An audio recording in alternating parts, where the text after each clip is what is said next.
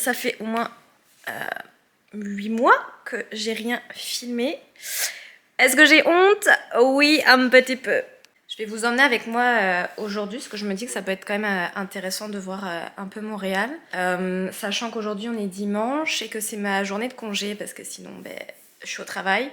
Mais voilà, je vais vous embarquer avec moi. Et avant qu'on sorte, je voulais vous montrer l'appartement. Voilà, faites pas attention au bordel, même s'il y en a qui vont dire que c'est pas le bordel, mais faites pas attention, ok?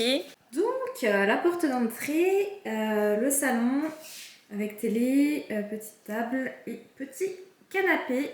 Mais ça fit vraiment bien pour cet endroit-là. Le salon, en fait, il est fait comme ça, je vais vous montrer. Hop là. Voilà, et en fait, c'est ouvert sur toute la cuisine, qui est ici.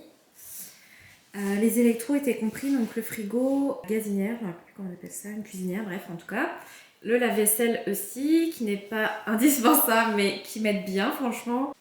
Ensuite, on se dirige dans le corridor. Là, on a la salle de bain avec la douche, toilette. Voilà, c'est un peu petit, mais ça fait largement l'affaire. Et la chambre. Et là, il y a un grand dressing. Je vous montre juste une petite partie parce que c'est un peu le bordel aussi. Mais en gros, voilà. Et dans la chambre, la petite originalité, c'est que j'ai ma laveuse et sécheuse.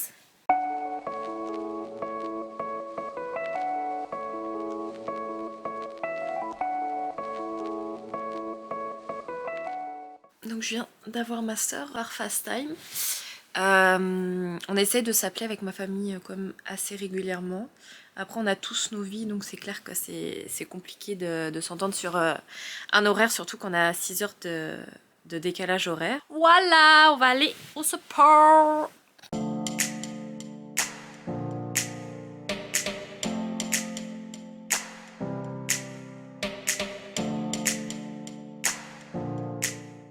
Bon, et avant de sortir, ce que je fais toujours, c'est de regarder la température. 5 degrés et surtout le ressenti 2 degrés. Ok, on est parti. En vrai, j'ai tellement pas l'habitude.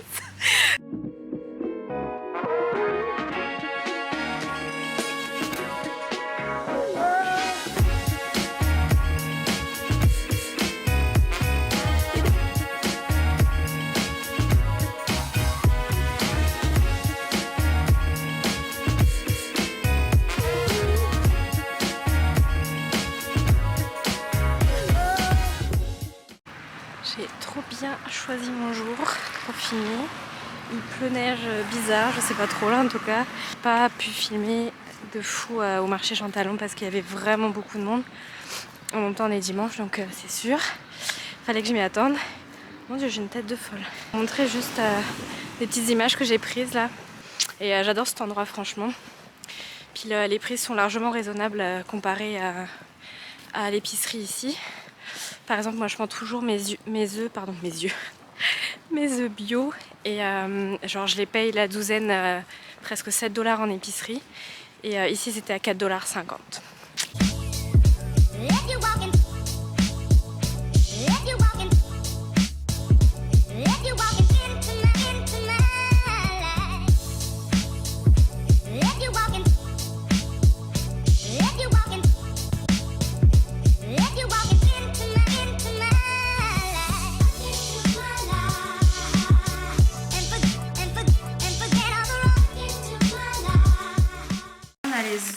C'est ce que je vous disais tout à l'heure, là il y a une douzaine et ça m'a coûté à peine 5 $. Et ensuite, donc 3 avocats, les raisins et les tomates du Québec, apparemment les tomates, c'est 15 $ le tout. Donc voilà, ça m'a fait genre 20 $ ça. Et par contre, plastique, quoi, ils n'ont pas de sac papier. Pourtant j'avais mon propre sac, mais ouais, le plastique est encore malheureusement d'actualité. Bon, je vous retrouve quelques jours après parce que j'ai pas filmé après mon retour de course, tout ça. J'étais fatiguée, puis bref, c'était pas super intéressant. J'ai juste pris ma douche et rangé un peu, c'est tout. Donc je sais plus où est-ce que je m'étais rendue dans la chronologie, mais en gros j'ai déménagé fin octobre à Montréal, dans le quartier Rosemont pour ceux qui connaissent, proche du parc Molson et du métro. Du métro aussi, mais je veux dire du cinéma Beaubien, je vais y arriver. En tout cas, donc le quartier est quand même sympa, il y a quand même pas mal de choses à côté, comme sur toute l'île de Montréal de toute façon j'ai l'impression. Et donc j'ai enchaîné quasiment tout de suite après avec une semaine de formation sur l'ordinateur, donc c'était uniquement des formations donc liées au métier que je fais, au métier d'infirmière. On a eu juste une journée de présentation de l'hôpital, mais via Zoom, puisque pandémie oblige, donc voilà, c'était uniquement sur ordinateur, c'était un peu crevant parce que rester focus sur un ordinateur, j'ai vraiment pas l'habitude autant de temps en tout cas. Donc je sais qu'il y en a beaucoup qui arrivent, mais moi je sais pas, j'y arrive pas en tout cas. À rester concentré vraiment beaucoup de temps. Et donc après cette semaine-là, uniquement liée au CHU et à son fonctionnement, j'ai commencé ma formation en hémodialyse. Donc là, on était en salle une semaine pour faire des rappels aussi d'ailleurs sur l'insuffisance rénale chronique, pour montrer les machines, pour monter les machines, etc. Et puis donc pour nous expliquer tout ce qu'était la dialyse, parce qu'il faut un minimum une semaine, je trouve, pour pouvoir comprendre le fonctionnement d'une dialyse, ce qu'il en découle. Etc., la qualité de vie des patients, l'enseignement, etc., etc. Et donc après cette semaine de formation sur table, là on est lâché en fait sur le plancher. On est formé 25 jours, parce que c'est 30 jours en tout l'orientation, et donc 25 jours on est formé donc, sur le plancher. Donc il y a quelqu'un qui nous double, qui est là pour nous former à l'hémodialyse. Donc ça c'est bien, franchement, il faut au moins ça je pense pour pouvoir... j'allais dire être à l'aise, on n'est jamais vraiment à l'aise en hémodialyse, à part peut-être 6 mois, 1 an après. Mais en tout cas, au moins être fonctionnel, quoi. Et donc, ensuite, on a une période de probation de 90 jours que j'ai fini aujourd'hui. Donc voilà, je vais être sur un remplacement parce que les postes, pour l'instant, sont pourvus. Ou les postes affichés, les collègues ont déjà postulé et puis elles ont plus d'ancienneté. Donc pour l'instant, j'y ai pas accès, mais en tout cas, je suis quasiment sûre de rester dans le service dans lequel j'ai été formée, surtout. Et donc voilà, je suis plutôt contente de là où je suis, franchement, par rapport à ce que j'ai connu à Gatineau et ce que je vous avais expliqué dans la précédente vidéo. Je dirais pas c'est quasiment le jour et la nuit parce que quand même certaines similitudes, notamment le manque de personnel. Même si ici à Montréal, ils sont un peu moins touchés parce que c'est une grosse ville, parce que voilà, il y a beaucoup plus de gens qui viennent travailler ici, mais il y a quand même un manque là, et de toute façon dans tout le Québec. Et donc concernant les temps supplémentaires ou temps supplémentaires obligatoires, moi depuis que je travaille là-bas, il n'y a aucun temps supplémentaire obligatoire. Normalement c'est la politique du CHU de Montréal, c'est-à-dire que c'est 0 TSO. Je sais pas après dans les étages comment ça se passe, mais en tout cas là moi où je travaille il n'y en a pas. Il y a des TS, hein, faut pas se leurrer, mais les temps supplémentaires sont... en gros c'est nous qui donnons notre accord pour le faire, donc c'est pas obligé comme les TSO.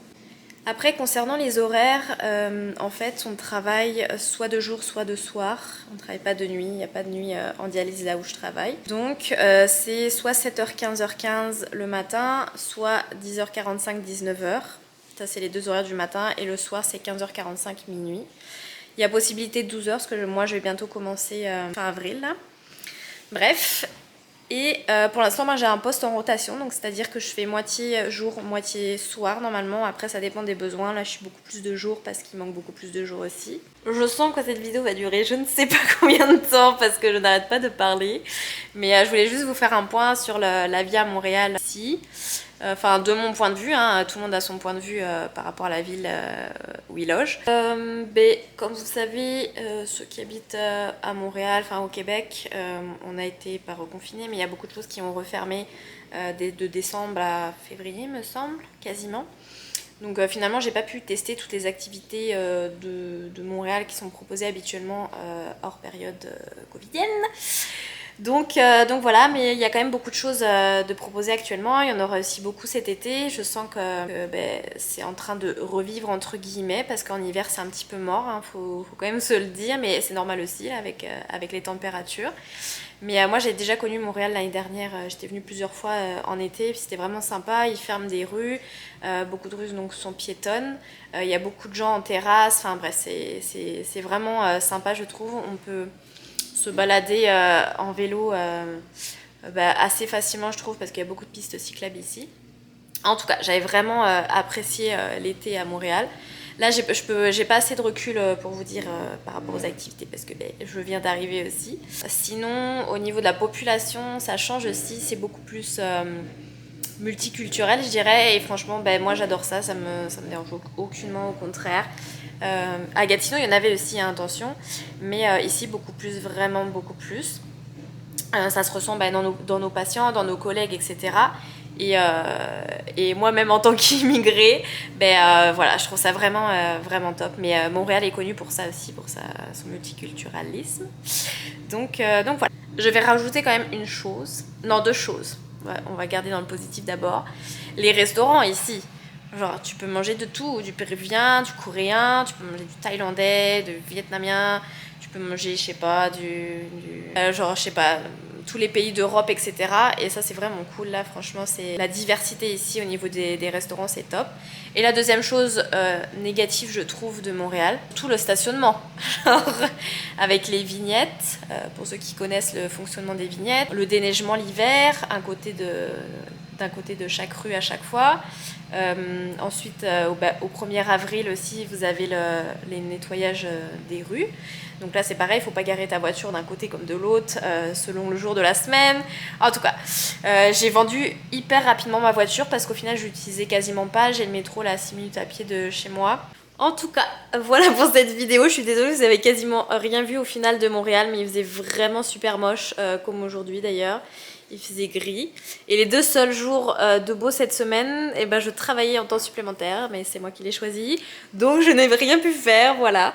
Mais j'espère vous emmener dans une belle journée. Là, ça serait sympa de vous montrer les rues de Montréal pour ceux qui ne connaissent pas.